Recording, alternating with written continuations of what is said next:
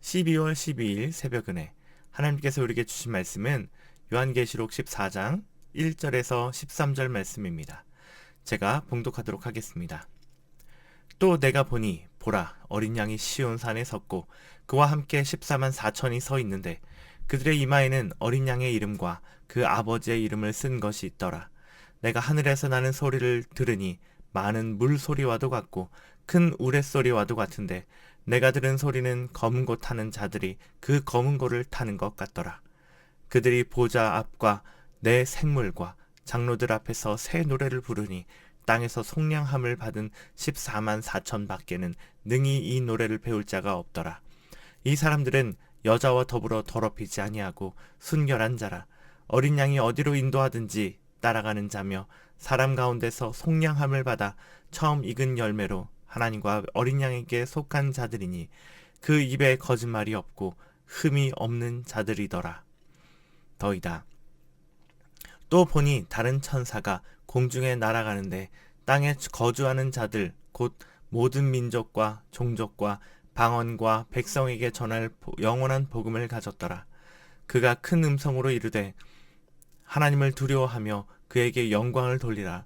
이는 그의 시간이 이르렀으니 하늘과 땅과 바다와 물들의 근원을 만드신 이를 경배하라 하더라. 또 다른 천사 곧 둘째가 그 뒤를 따라 말하되 무너졌도다 무너졌도다 큰 성 바벨론이여 모든 나라에게 그의 음행으로 말미암아 진노의 포도주들을 먹이던 자로다 하더라. 또 다른 천사 곧 셋째가 그 뒤를 따라 큰 음성으로 이르되 만일 누구든지 짐승과 그의 우상에게 경배하고 이마에나 손에 표를 받으면 그도 하나님의 진노의 포도주를 마시리니 진노의 잔에 섞인 것이 없이 부은 포도주라. 거룩한 천사들과 앞과 어린 양 앞에서 불과 유황으로 고난을 받으리니 그 고난의 연기가 세세토록 올라가리로다. 짐승과 그의 우상에게 경배하고 그의 이름 표를 받는 자는 누구든지 밤낮 쉼을 얻지 못하리라 하더라. 성도들의 인내가 여기 있나니 그들은 하나님의 계명과 예수에 대한 믿음을 지키는 자니라.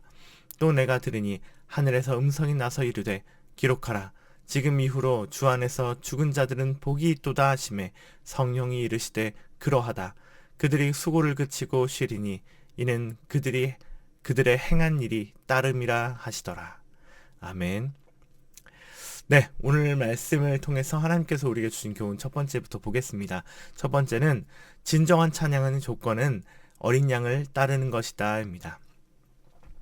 네, 오늘 나오는 사람들이요. 하나님께 참 많은 사람들이 찬양을 올려드렸는데 그것은 물소리, ASMR이 있는 것처럼 우리의 마음에 안정감을 주는 많은 물소리가 있었고요.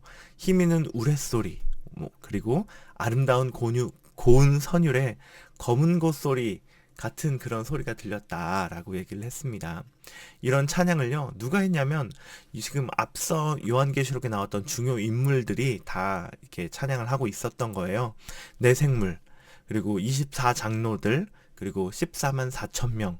이제 이 외에는 이 노래를 배울 자가 없다라고 이렇게 얘기를 합니다.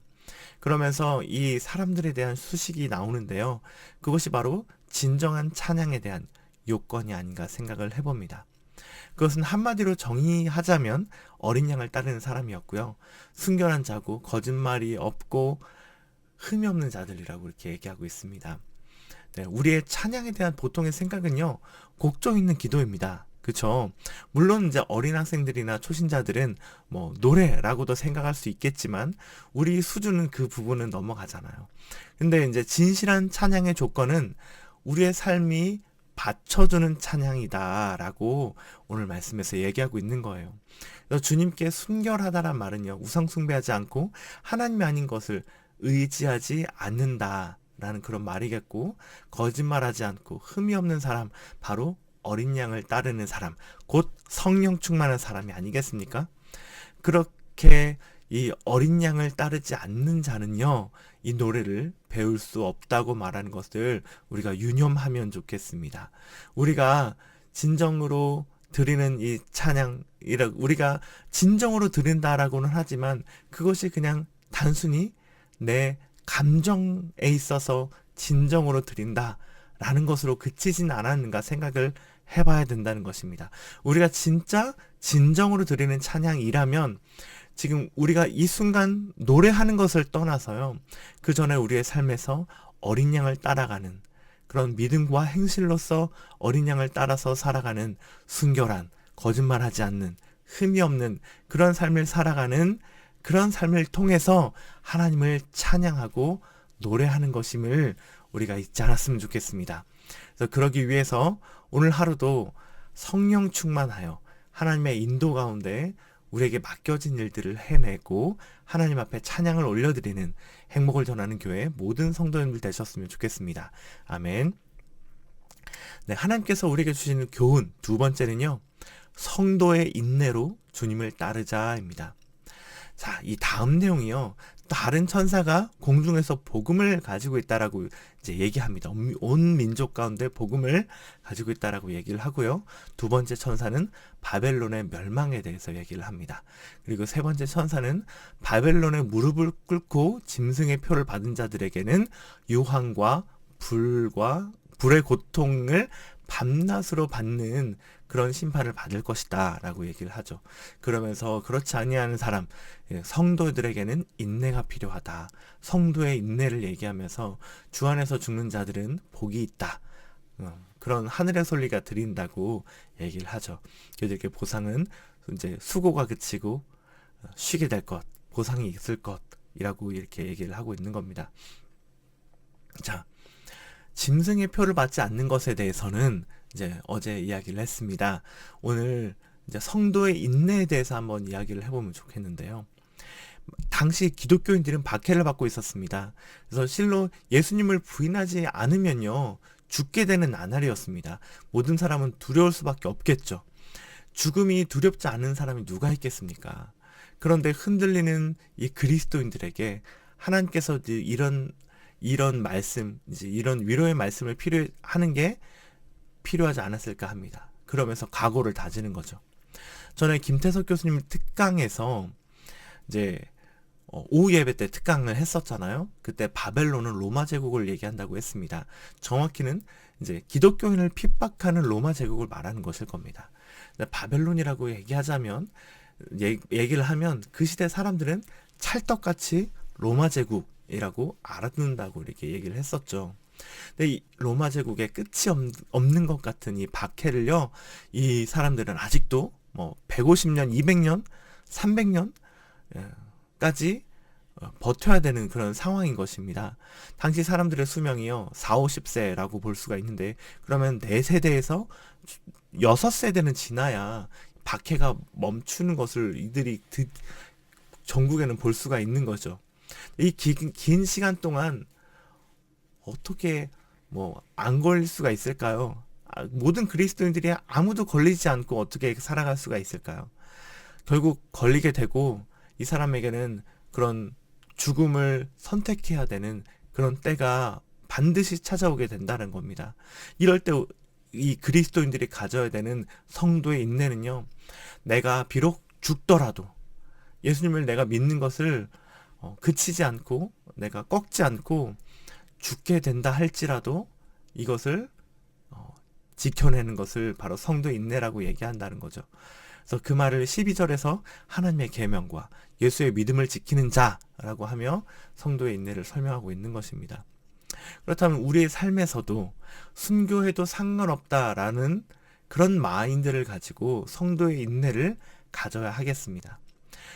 지금 당장 죽느냐 사느냐의 상태가 아니어도요, 내가 사회적으로 죽느냐 사느냐, 혹은 내가 관계적으로 죽느냐 사느냐, 경제적으로 죽느냐 사느냐의 이런 문제 앞에서 우리는 늘 선택을 강요받고요, 이렇게 성도의 인내를 요구하는 그런 삶 가운데 우리가 놓여져 있습니다. 근데 그런 가운데 우리의 불안함이 우리의 마음을 잠식하고 그렇게 나아갈 때 우리는 공포를 느끼고 안정하기를 바라며 성도의 인내를 지키지 못하게 되는 거죠. 여기서 안정이라는 것은 짐승의 표를 받는 것을 말하고 세상에서 내 삶을 지켜내는 것이 그리스도인의 삶을 그리스도를 따르는 삶을 지켜내는 것이 성도의 인내를 가지는 것이라고 볼 수가 있겠습니다. 주님을 위해서 기꺼이 순교하실 수 있겠습니까? 우리는 어떻게 순교할 수 있습니까? 주님이 먼저 나를 위해서 죽으셨기 때문에 죄 없으신 주님이 죄 많은 나를 위해서 죽으셨는데 그런 사랑의 주님을 위해서 우리도 죽을 수 있는 것 아니겠습니까? 그래서 성도의 인내가 우리의 삶에 나타나 죽음을 두려워하지 않고 계명을 지키고 믿음을 지켜서 그런 세상의 위협 속에서 불안 속에서 그렇게 믿음을 지키고 인내를 지켜 살아가는 행복을 전하는 교회 모든 성도님들 되시기를 간절히 바라겠습니다. 기도하겠습니다. 하나님 아버지 감사합니다. 오늘 우리에게 이 말씀을 통하여서 우리가 하나님과 더 가까워지기를 원합니다. 주님, 진정한 찬양이 그냥 입으로만 올려드리는 찬양이 아니라 소리로만 올려드리는 찬양이 아니라 그냥 감정의 진실로만 나아가는 그런 찬양이 아니라 우리의 삶이 예수님을 진정으로 따라가는 삶으로서 찬양을 드려야 된다는 것들을 우리가 배웠습니다. 주님, 우리가 말로만 찬양하지 않게 하시고 감정으로만 찬양하지 않게 하시고 우리의 삶을 다해서 주님을 찬양하는 우리 모두가 될 수 있도록 함께해 주시옵소서. 하나님 아버지, 우리가 성도의 인내를 배웠습니다. 성도의 인내가 죽는다 하더라도 순교한다 하더라도 주님을 향한 믿음, 계명을 지켜가는 것이라고 얘기했습니다. 하나님, 우리가 사회적으로 계속 선택을 요구받는 그런 상황들이 놓여지게 되는데 그 불안함에 있어서 성도의 인내를 지키지 못하는 것이 아니라 정말 순교해도 상관없다라는 마음을 가지고 주님을 지켜내는, 주님을 믿는 믿음을 지켜내는 하루를 살아갈 수 있도록 하나님 함께해 주시옵소서. 예수님의 이름으로 기도합니다. 아멘.